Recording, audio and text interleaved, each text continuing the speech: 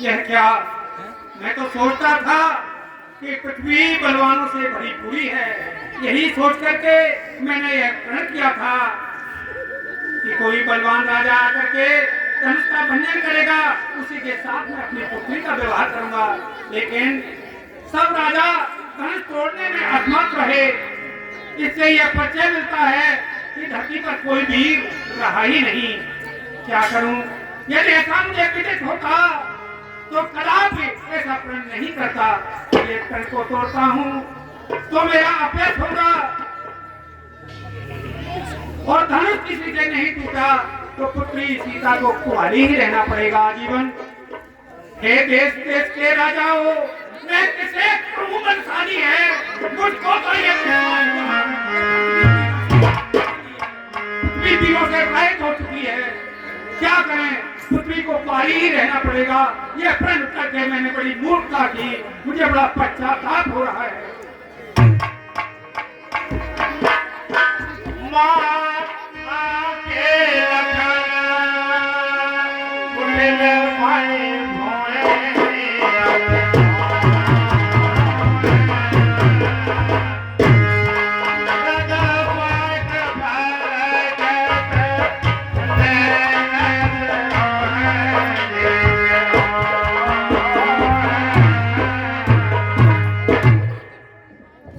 जनक, जिस सभा में रघुवंश शिरोमणि भगवान श्री राम बैठे हो, उस सभा में इस प्रकार के वचन कहने का कोई साहस नहीं कर सकता। और आप कह रहे हैं पृथ्वी वीरों से खाली है। शायद आपको कुछ याद नहीं कि रघुवंशी आपकी सभा में ही है। अरे सच्चे उदार सच्चे छत्री और कौन नहीं सह सकते हैं? जिनको सुनने का ताव नहीं, वह चुप कैसे रह सकते? अरे रघुवंशी वीरों के होते और जब भी कोई कहता है जैसे अफसोस भरा भाषण मिथिला के बाबा रे रघुवीर राम जी के होते और जब भी कोई कहता है जैसे अफसोस भरा भाषण मिथिला के मामा।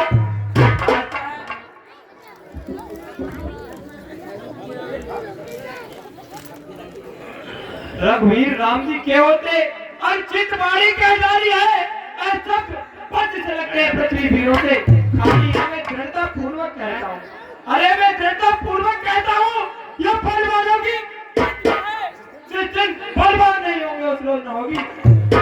मेरा स्वभाव ही ऐसा है। अब माँ जब मुझे गवाना है गुरु अरे माँ क्या कहता हूँ, और तुम्हारे पाँव में तो धनवा की क्या है विशाल सारा ब्रह्मांड। मैं फिर कच्चे खड़े समानों से, अरे फिर कच्चे खड़े समानों से दम भर में फोड़ डालूं या गाजर मूली की ना चिट्ठी में तोड़ डालूं, धनुष पुराना घिसा पिटा। अरे धनुष पुराना घिसा पिटा, फिर कैसा किस है सैकड़ों और तगड़े लोग इतना तो बन।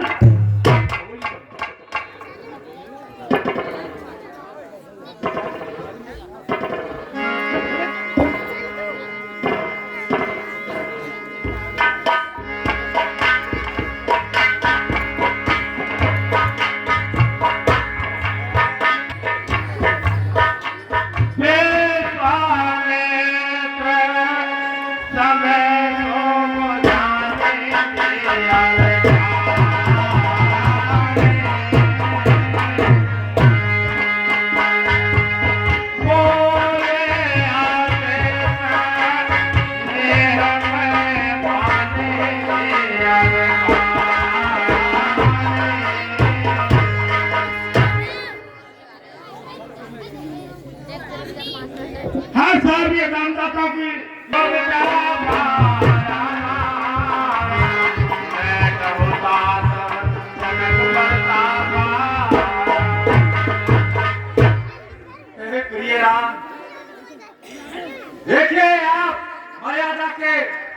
अंतर्गत आदर्श राम है और हर प्रकार का दुख बैठिए, राजा जनक का संताप बैठिए, जिसका निंदन करिए मेरे लिए बेटे राम।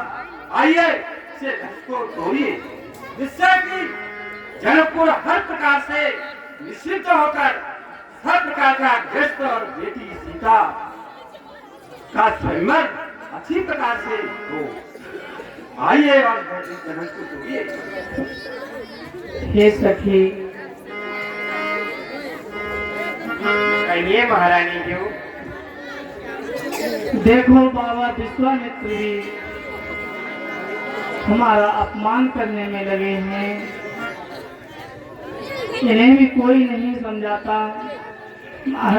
महाराज ने तो ऐसा प्रण कर लिया है जिससे कि आजीवन मेरी पुत्री कुमारी ही रहेगी। मुझे अपनी पुत्री का बहुत ही दुख है।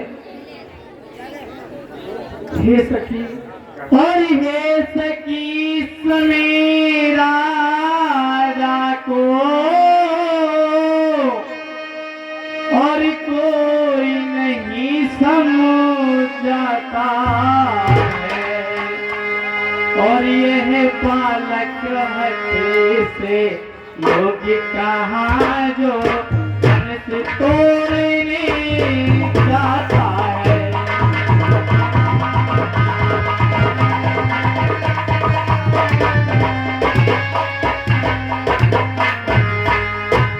और रावण बासुर से योधा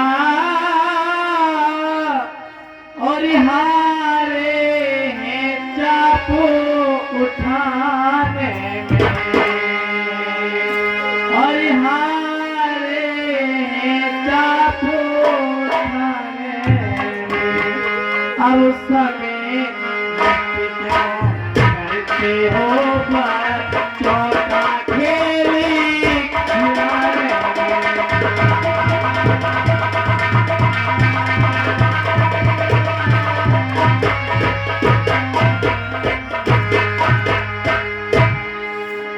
ये सभी। कहिए महारानी जी। मुझे बहुत पीड़ा हो रही है। मेरी सीता जी को, मेरी पुत्री को जब मैं बार बार देखती हूँ तो मेरा कलेजा फट जाता है। महाराज को भी कोई नहीं समझा रहा है। हे महाराज, अब आप यही सब कुछ समाप्त कर दीजिए, बेटी घर में ही रहेगी। नहीं महारानी जी, आप चिंता न करें। देखिए, एक छोटा सा अंकुश इतने विशाल हाथी के लिए बस में कर लेता है, और ये जो राम है यही धनुष का खंडन करेंगे। हमारे जानकी जी का विवाह इन्हीं के साथ होगा। आप छोटे बड़े का अंतर न करके निश्चिंत हो जाइए। मेरी यही मति है, इन्हीं से सीता जी का विवाह होगा। ये सखी, मैं अपने दिल के लिए कैसे धीर धारण करूं, मेरी कुछ समझ में नहीं आता। मेरी सीता बड़ी सुकुमार, उसकी तरफ जब मैं देखती हूँ तो मुझे बहुत दुख होता है। आप चिंता न करें महारानी जी, ये सियाजी के योग्य ही वर है, इन्हीं से सियाजी का विवाह होगा। निश्चिंत हो जाइए। ठीक है सखी। सुने मोर वचन